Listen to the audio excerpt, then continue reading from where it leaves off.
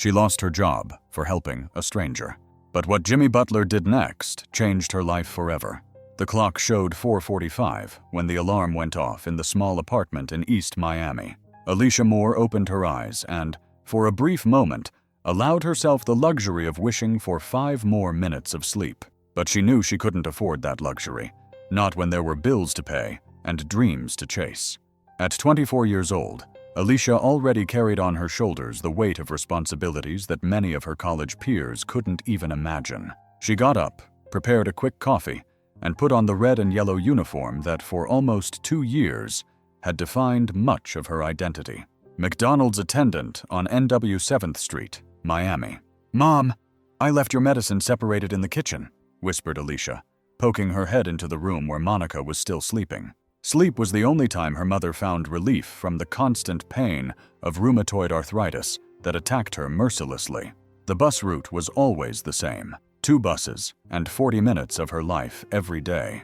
Alicia took advantage of the time to mentally review the financial accounting class material she would have that night at the Miami-Dade College. Each page studied was one step closer to her dream of opening her own catering business for sporting events. "Good morning, everyone," she greeted as she entered through the back door of the restaurant, exactly at 6:30. The morning team was already in position, preparing for the inevitable morning rush. "Alicia, I need you to cover the drive-through today. Tiffany called in sick," announced Richard Thompson, the manager, without even raising his eyes from the papers he was reviewing. The lack of a please or thank you didn't surprise Alicia. It was simply the established dynamic.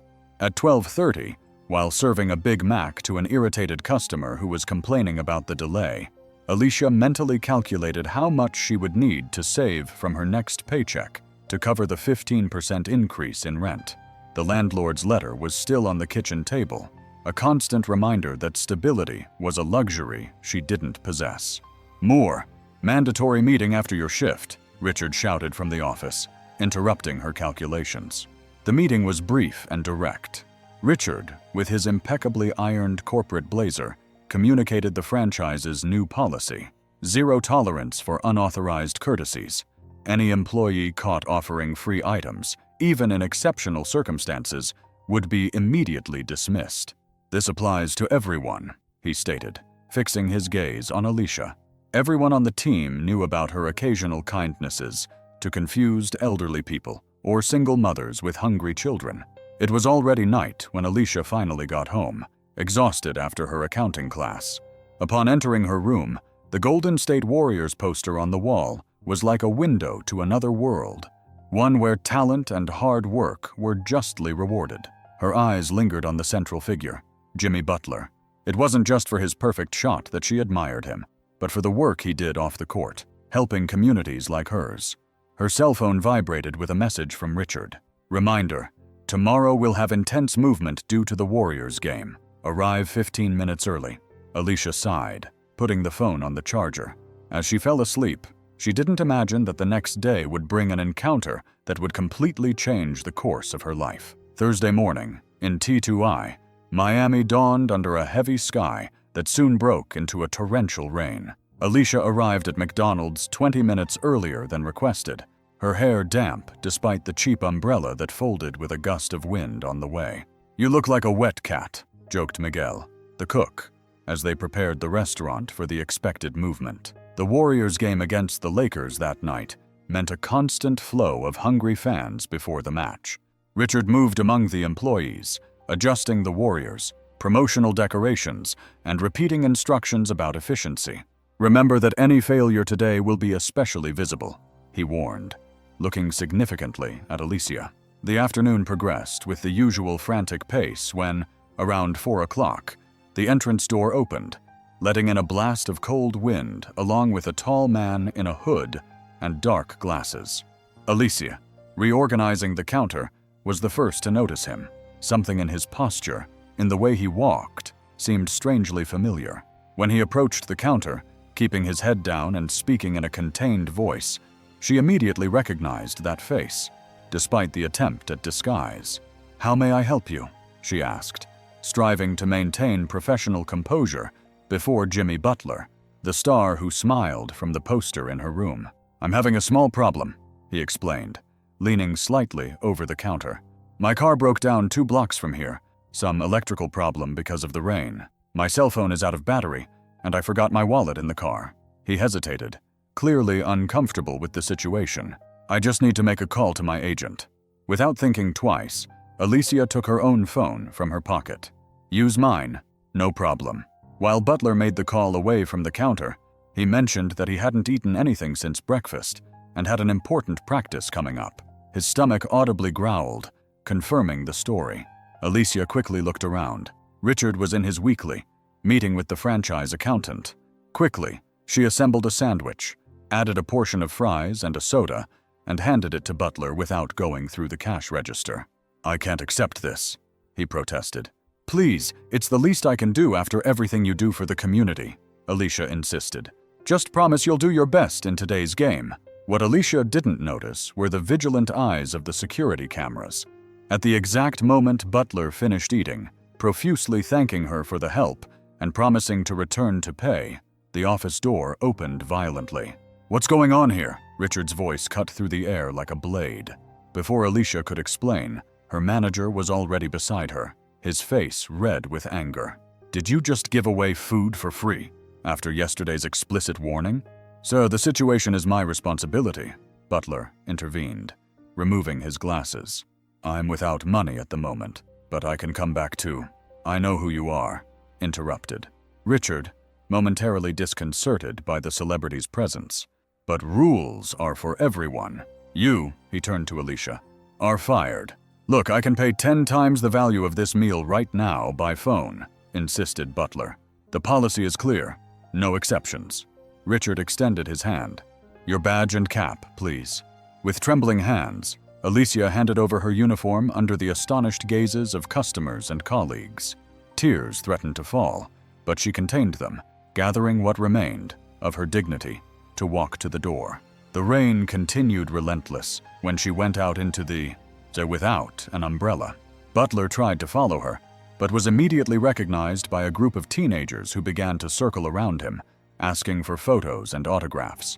Helpless, he could only watch through the foggy window as Alicia's silhouette disappeared into the curtain of rain, taking with her not just a lost job, but dreams that now seemed too distant. The job newspaper opened on the kitchen.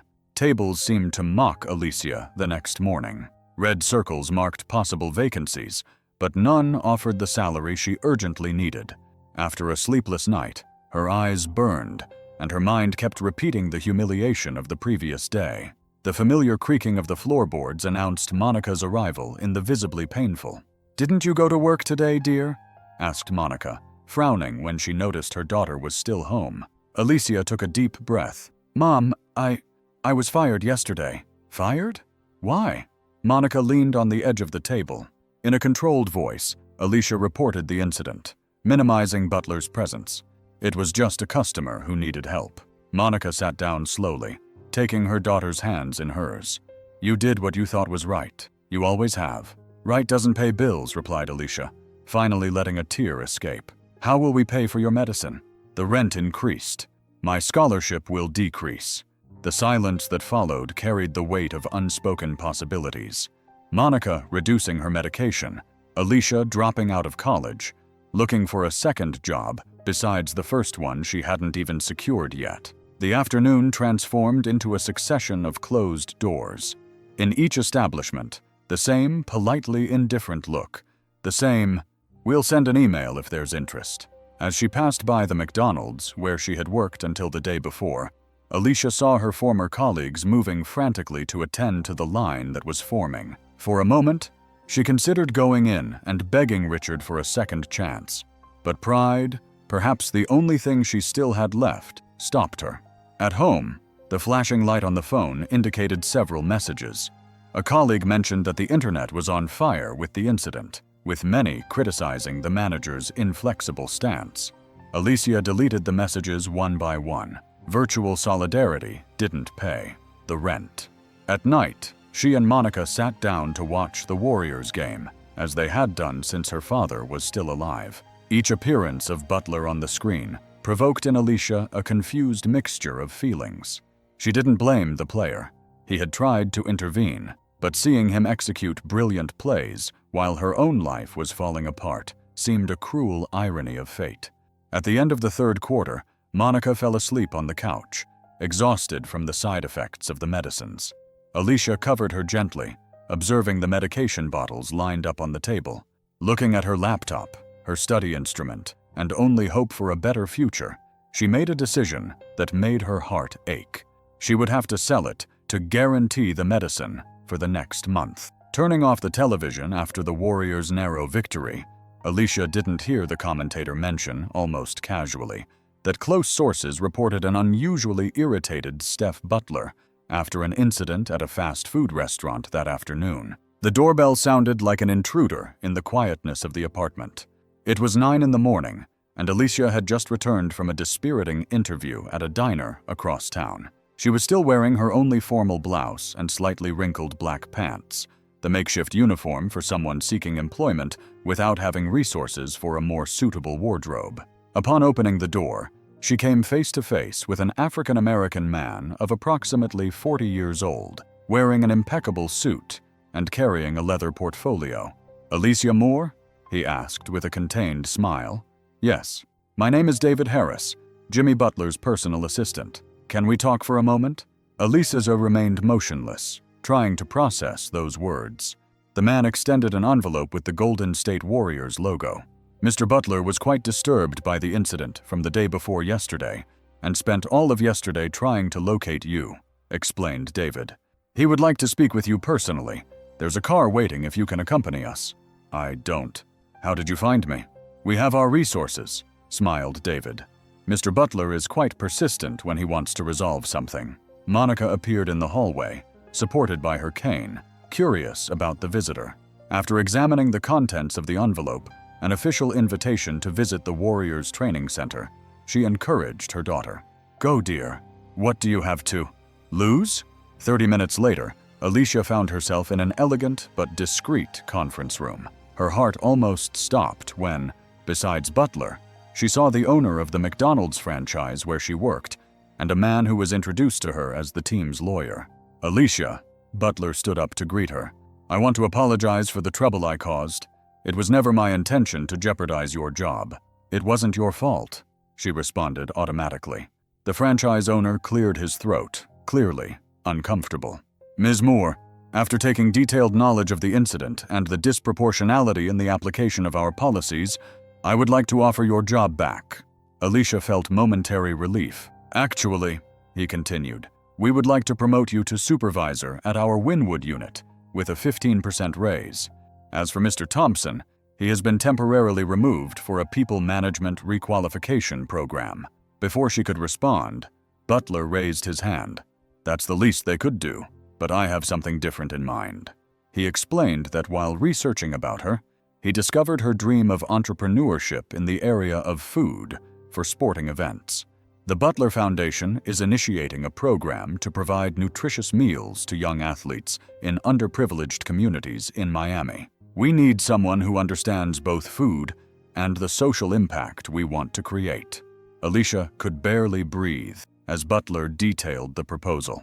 A position as project coordinator with a salary that was almost double what she previously earned, and flexible hours to accommodate her studies. "Additionally," he added, sliding a folder across the table, "the foundation offers a full scholarship for you to complete your education in business administration through our educational program." "Why?" was all that Alicia could ask, tears already blurring her vision. "Because the world needs more people like you, who do the right thing even when it has a personal cost," replied Butler, "and because I know how to recognize talent when I see it." Upon returning home that afternoon, Alicia carried not only an employment contract, but also tickets for the entire Warriors season, and a check from the Butler Foundation intended to cover her mother's medical costs for a year. When Monica saw her enter with a smile she hadn't shown for months, she knew something had changed. Between tears and laughter, mother and daughter embraced, sharing a moment of pure gratitude. Later, as the TV reported the latest community initiative announced by Steph Butler, Alicia was already scribbling ideas for the food program on the back of the envelope she had received that morning. Sometimes, she reflected, life really does offer three-point shots at the most unexpected moments. What would you have done in Alicia's place? Comment below, and don't forget to subscribe for more inspiring real-life stories.